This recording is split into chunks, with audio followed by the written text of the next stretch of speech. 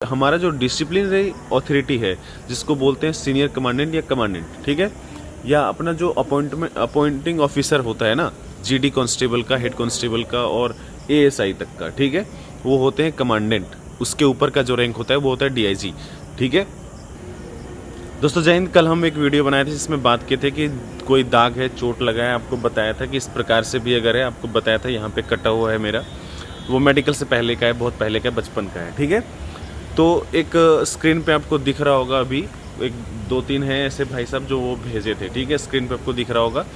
तो अगर ऐसा है ना, चोट लगा है, एक तो एक्सीडेंट का है जो, और दूसरा जो है वो मतलब जख्म हुआ था वो ठीक हो रहा है, ठीक है, या ठीक हो गया। लेकिन दिक्कत वो है कि आप उस पर क्या किसी किसी का, जैसे मैंने आपको बताया था कि ऐसा स्किन में मेरे ये ऐसा हो जाता है, ठीक है, मतलब थोड़ा उभर जाता है, किसी किसी का ऐसा होता है, तो मेरा भी होता है ऐसा। तो उससे बहुत ज़्यादा परेशान होने की आवश्यकता नहीं है, ठीक है, टेंशन लेने की ज़रूरत नहीं है। बात करेंगे फिजिकल की, तो फिजिकल कभी भी होगा, अभी फिजिकल में लगे रहिए। अभी इलेक्शन में आपको कई बार बता दिया कि आधा से ज़्यादा फौज जो है वो पूरे भारत में भ्रमण कर रही है इलेक्शन को लेकर के, ठीक है।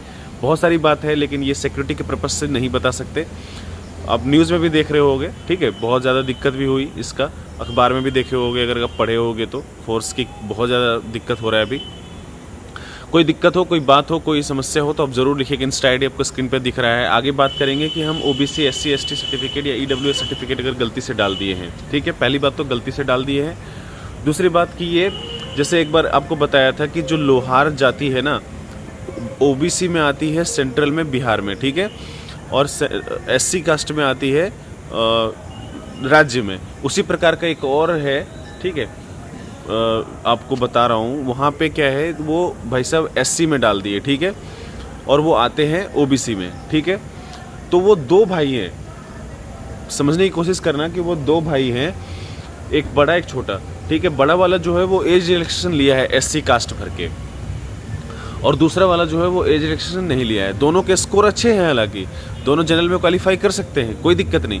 लेकिन दिक्कत ये आ रही है कि आप थोड़ा बने रहिएगा, पूरे डिटेल में बात करके हम ज़रूर बताएंगे इसके बारे में कि आप कैसे इससे निकल सकते हो, कैसे बच सकते हो, ठीक है।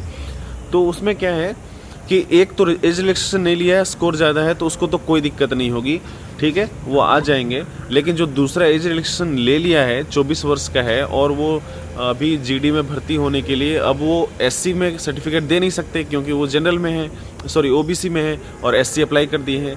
तो आपको मैं बता दूं, एससी से एसटी में नहीं जा सकते, एसटी से एससी में नहीं जा सकते, एससी से ओबीसी में नहीं जा सकते, ओबीसी से एससी में नहीं जा सकते, मतलब रिजर्वेशन से रिजर्वेशन की किसी भी कैटेगरी में आप नहीं जा सकते। सिर्फ एक ही ऑप्शन है आपके पास, रिजर्वेशन से आप अनरिजर्व्ड कैटेगरी में जा सकते हो, ठीक है। तो इसको कैसे हम कर सकते हैं, जो अगर दिक्कत नहीं, अगर आप एज रिलैक्सेशन नहीं लिए हैं या एसटी कैटेगरी में हैं, तो आप सीने में छूट जो 76 से 80 मिलता है, या 80 से 85 वालों को जो छूट मिलता है 76 से 80 एसटी कैटेगरी में, अगर वो नहीं लिए हो आप, स्कोर बढ़िया है, तो आपको बिल्कुल टेंशन लेने की आवश्यकता नहीं है। अगर गलती से डाले हो तो भी, और सर्टिफिकेट नहीं देना चाहते हो तो भी कोई दिक्कत नहीं, ठीक है। तो करना क्या पड़ेगा, आपको एक चीज़ बता दूं, हमारा जो डिसिप्लिनरी अथॉरिटी है जिसको बोलते हैं सीनियर कमांडेंट या कमांडेंट, ठीक है, या अपना जो अपॉइंटिंग ऑफिसर होता है ना, जीडी कांस्टेबल का, हेड कांस्टेबल का और एएसआई तक का, ठीक है, वो होते हैं कमांडेंट। उसके ऊपर का जो रैंक होता है वो होता है डीआईजी, ठीक है।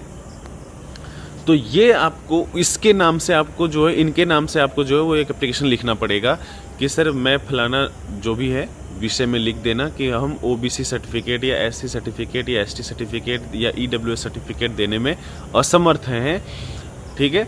उसके बाद अपना नाम वाम लिख करके, रोल नंबर लिख करके, रजिस्ट्रेशन नंबर लिख करके, और वहाँ पे लिखोगे अपना जो भी जानकारी, उसको लिखने के बाद लिखोगे कि मैंने हम अपना ओबीसी सर्टिफिकेट जो है वो देने में, डॉक्यूमेंट वेरिफिकेशन में देने में असमर्थ हैं, और हम किसी भी प्रकार का ना एज रिलैक्सेशन लिए हैं, ना हम हाइट में छूट लिए हैं, ना हम सीने में छूट लिए हैं, और हमारा स्कोर भी ठीक है। तो कृपया करके आप हमको अनरिजर्व्ड में मतलब क्या करें, सम्मिलित करें, ठीक है, ऐसा आप लिख सकते हो। लिखोगे किसको, सीनियर कमांडेंट को या कमांडेंट को। आप जिस भी यूनिट में जाओगे वहाँ पे जो ऑप्शन होगा आपके पास, जो ऑफिसर होंगे यूनिट कमांडर, वो उनको लिखना पड़ेगा, ठीक है।